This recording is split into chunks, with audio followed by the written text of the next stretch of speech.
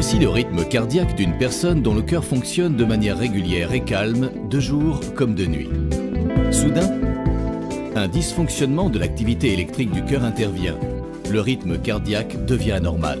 Au bout de 10 à 15 secondes, vous perdez alors connaissance. Votre respiration est irrégulière. Le cœur se met brutalement à battre vite au point de trembler, au lieu d'alimenter en sang et en oxygène le corps et le cerveau. La course contre la montre commence. Vous avez perdu connaissance depuis seulement 1 minute et déjà les premières cellules de votre cerveau sont détruites.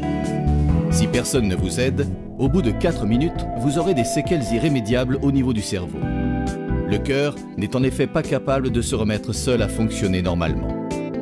Chaque minute passée, votre chance de survie diminue de 10%. Au bout de 7 minutes, vous risquez d'être victime de séquelles cérébrales irréversibles. Au bout de 8 minutes, il ne vous reste que 20% de chance de pouvoir survivre. Au bout de 9 minutes, il n'y a plus d'espoir de vous ramener à la vie. Après 10 minutes, vous êtes mort. Très souvent, les personnes non initiées pensent qu'un défibrillateur permet de faire redémarrer un cœur à l'arrêt en lui envoyant une décharge électrique. En cas d'arrêt cardiaque, la défibrillation ne pourra se faire. Seules les compressions thoraciques et les insufflations permettront de maintenir l'oxygénation des tissus en attendant les secours. Une intervention médicale pourra alors initier un hypothétique redémarrage de l'activité cardiaque, notamment en injectant de l'adrénaline. Comme le montre la vidéo, le défibrillateur réalise de manière autonome un électrocardiogramme. À l'issue de cette analyse, si une fibrillation est détectée, un choc électrique sera délivré. Cela entraînera un arrêt momentané de l'activité cardiaque pour qu'elle redémarre de manière synchronisée. On réalise en quelque sorte un reset du cœur.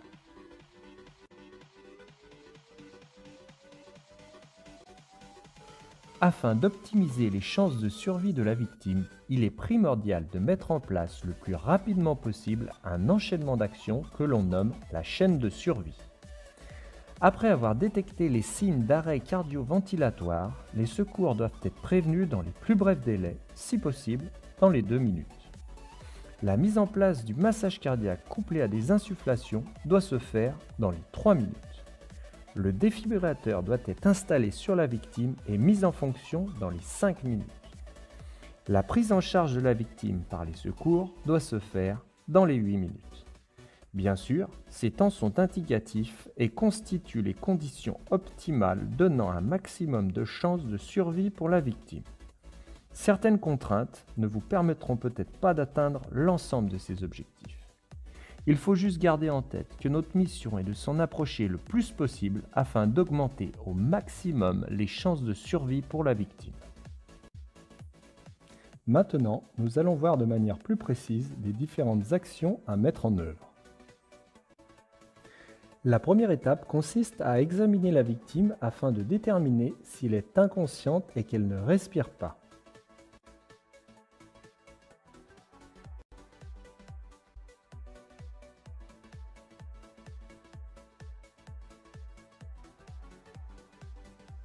Pour déceler une urgence vitale, le SST demande à la victime si elle l'entend.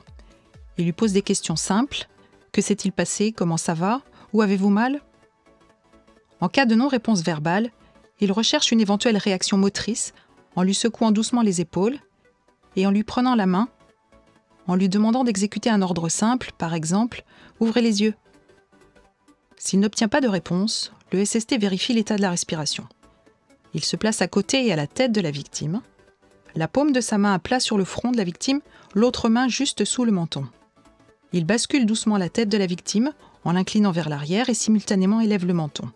Il se penche sur la victime, l'oreille et la joue au-dessus de sa bouche, tout en gardant son menton élevé. Il écoute les bruits éventuels de la respiration et perçoit avec la joue, le cas échéant, le flux d'air expiré par le nez et la bouche de la victime.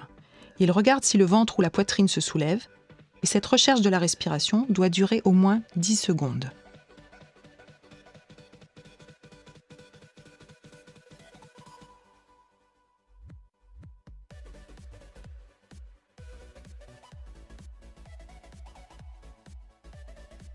Dans les premières minutes qui suivent un arrêt cardiaque, la victime peut présenter des mouvements pouvant être confondus avec des mouvements respiratoires. Mouvements lents, bruyants et anarchiques, appelés GASP. Ils ne doivent pas retarder la mise en œuvre de la réanimation cardio-pulmonaire. Si le SST a le moindre doute sur la présence pour la victime d'une respiration ou de GASP, il considère que la victime ne respire pas et elle est donc en arrêt cardiaque.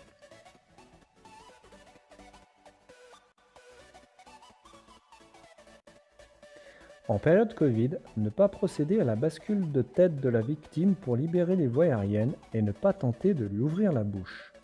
Il ne faut pas non plus se pencher au-dessus de la face et ne pas mettre son oreille et sa joue au-dessus de la bouche et du nez. Il faut apprécier la respiration de la victime en regardant si son ventre et sa poitrine se soulèvent.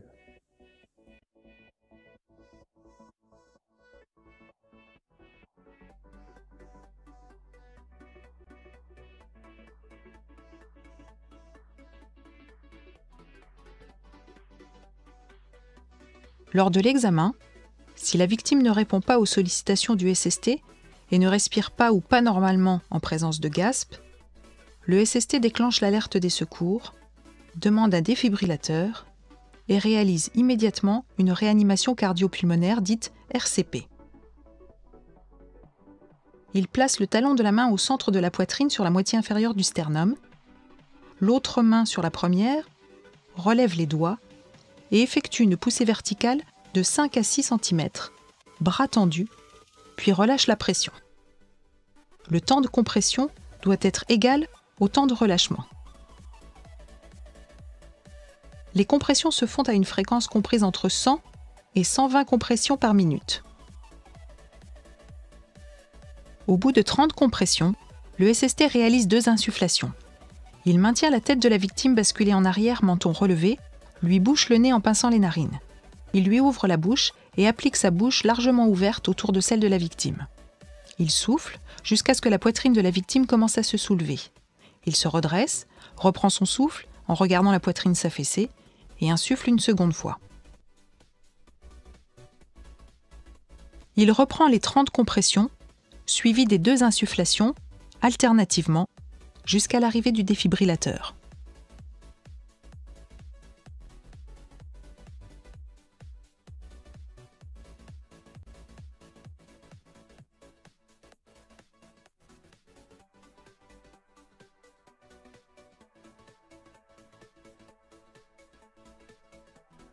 Dès que le défibrillateur est disponible, le SST le met en fonction et suit les indications sonores et visuelles données par l'appareil.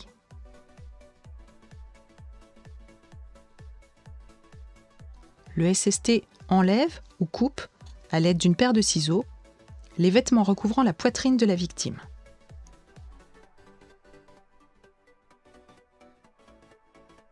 Il sort les électrodes de l'emballage, enlève la protection et colle chaque électrode, conformément au schéma, en appuyant fermement sur le thorax nu de la victime.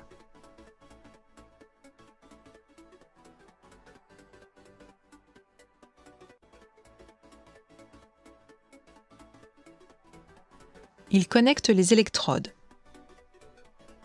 Le défibrillateur lance alors l'analyse du rythme cardiaque et demande de ne pas toucher la victime. Il annonce qu'un choc est indiqué et demande de se tenir à distance. Le SST s'assure que personne ne touche la victime. Et pour cela, il annonce à haute voix « Écartez-vous ».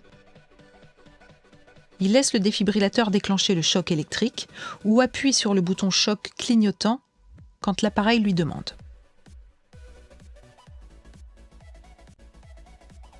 Le SST reprend ensuite, sans délai, les manœuvres de RCP et continue à suivre les recommandations de l'appareil.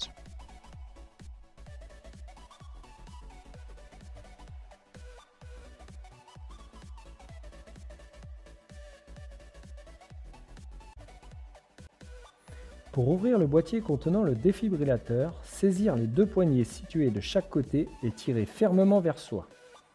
Une sirène retentira afin de prévenir l'entourage de l'urgence de la situation. Il est important de bien penser à récupérer la petite sacoche positionnée à côté du défibrillateur.